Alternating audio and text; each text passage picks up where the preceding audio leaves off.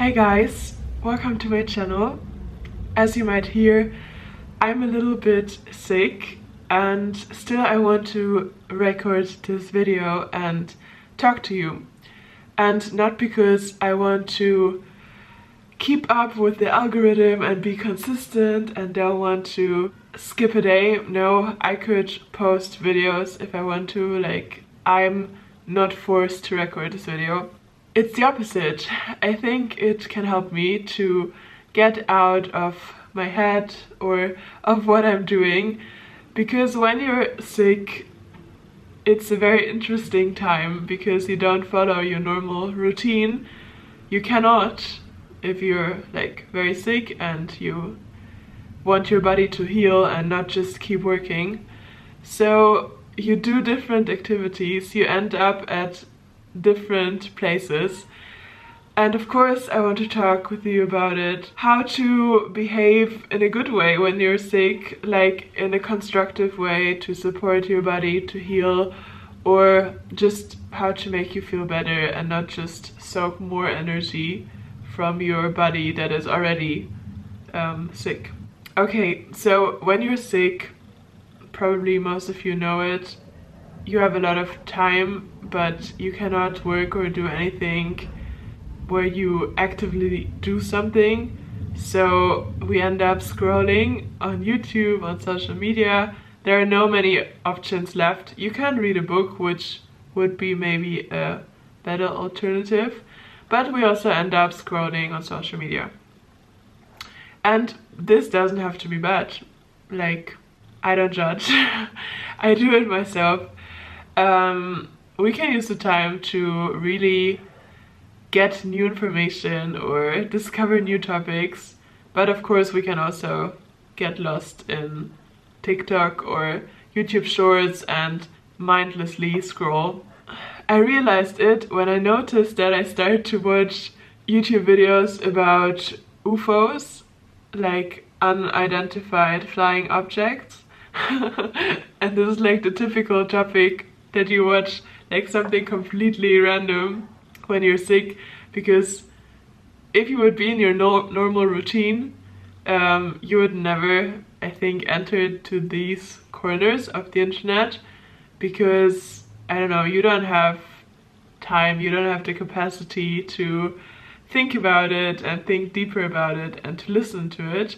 For me it's shocking that we don't have the capacity sometimes to listen to longer videos. Like, we, after 5 minutes of listening, we decide, no, it's not interesting enough, it's not enough stimulation, and we quit. And I think this is a cause of our high-speed society and high-speed social media and our lower attention span because of shorts.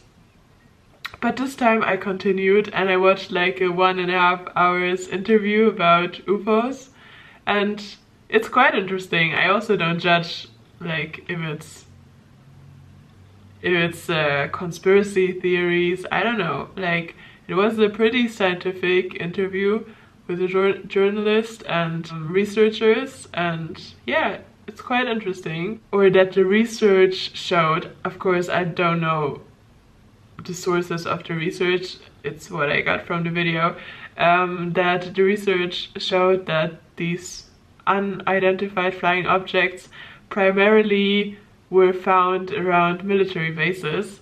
And yes, I don't want to dive a lot deeper, it was just interesting, like I like to expand my horizon. But after some time this gets too much information, like you cannot scroll on YouTube for more than 5 hours, at least for me. After some time I just cannot.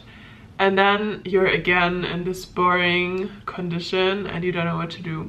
So in this moment, what helps for me is, for example, to journal and just to write everything what is on your mind. Maybe something for the future, maybe new ideas that you wanted to think about, and just start to get out of this consumption mode.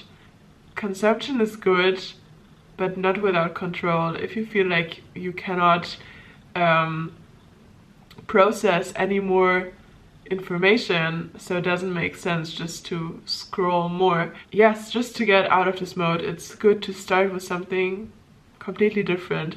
You can even draw something. And yes, so I started to brainstorm some ideas or to plan some things. And then I asked myself, how can I reduce the probability that I will get sick in the future? And then I thought about it a lot, like what can I eat? For example, you hear a lot about ginger and curcuma shots. Actually, I drink ginger tea already every day. And to eat lime for vitamin C, and to eat honey, but these are things that I like regularly do. Then a lot of people, I saw that they advise to take supplements, but I have a little issue with supplements because it just doesn't feel natural to me to take pills. Like it reminds me of antibiotics, and antibiotics, you should only take them when you're sick, and it's also not optimal for the body. Like I try to heal from the powers of my body and less from medication.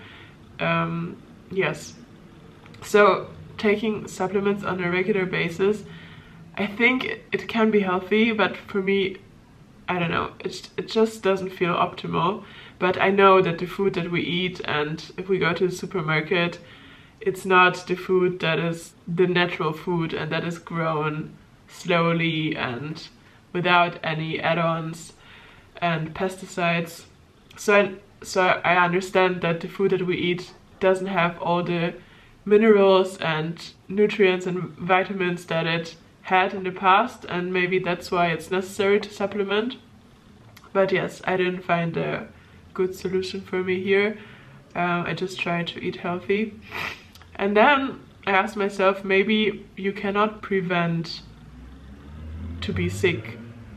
Like maybe it's supposed to be like this to train your immune system, and that it's normal that we get at least one time sick in the winter because there are new viruses, bacteria circulating, and your body needs this training to adapt and to get stronger.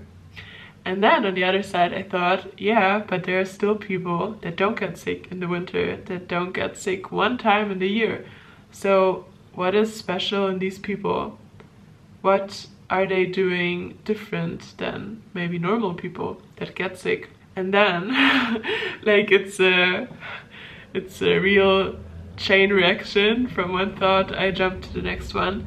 And then I remembered that when I did Wim Hof breathing techniques and I read through the comments, I saw that some people wrote, of course it's not a reliable source, the comments under a YouTube video, but I saw that some people wrote that when they do the Wim Hof breathing technique every day for 1 year, they didn't get sick. So maybe there are really practices and techniques that help your body to have a strong immune system all the time. And then I asked myself, maybe I got sick because I didn't dress well, and now it's the cold period, or the cold season in Germany, and we're more prone to getting sick. And then I researched if being cold really can cause you to get sick, and it was very interesting because alone the condition that you feel cold, maybe over a longer period of time, over hours, it doesn't make you sick. Like to get sick you need to have contact with a bacteria or with a virus or a pathogen, I think, or something that like is the cause of an infection. Like being cold is not enough, but being cold, like I said, makes you more prone to diseases because it weakens your immune system. So the core is your immune system. Everything grows and falls with the immune system. So it's about strengthening it. And yes, like from what I know, I think you should move a lot, you should eat healthy, and you should make sure that you feel warm most of the time. Of course, this is like a contradiction to what Wim Hof says, that cold exposure makes your immune system stronger. Really, I don't know. There's so many opinions that contradict each other. Yes, I think it's, wait, we forgot a very important aspect.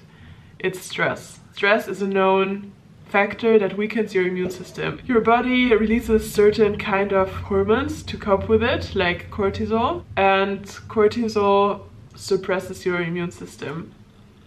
And this in the long run can lead to the fact that your immune system is weaker and cannot fight bacteria and viruses from the environment, and as a result of that you get sick. Stress is also very important, and maybe this was one of the decisive factors that lead to me being sick. Because like my uni started and we had a lot of projects and presentations that we need to choose and already prepare to deliver, and then there was another big work that we need to do and to find a partner for, and I don't have a partner yet, and it makes me feeling stressed, because when you have a partner you can divide the work and do 50-50, and without a partner you need to do everything alone.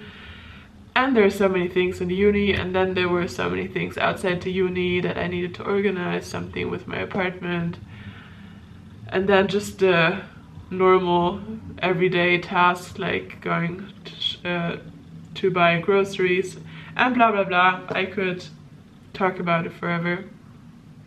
And the thing is how you deal with it. Like, there are people that are pretty relaxed dealing with it and that just take it like step for step and do the things that they can do right now, and if they don't have time they will do it later. And then there are people like me who think about everything and about all the worst case scenarios, and like two people can have the same tasks they need to do or the same problems, but the perspective decides if you really feel exhausted or if you still can feel relaxed with all of these tasks. So I think I'm the person who makes myself even more stressed, unnecessary stress, because if you cannot fulfill something now because you don't have the tools for it or you don't have the necessary information for it, so you can just don't do it now. You don't need to stress yourself even more. So I think this might be also a very decisive point to look at what causes you stress and to see the connection between very stressful phases and then getting sick after that. So to sum it up, I think it's movement, it's mental health and stress, it's what you eat and your situation right now, and all of these combined can lead to you being sick if it's a disbalance. Or maybe you have just met somebody who is sick and that's why you're sick. This video is way too long, and that's why see you in the next video. And if you know how to not get sick and what to do in your everyday life for that, please text me in the comments. I appreciate that. Bye bye.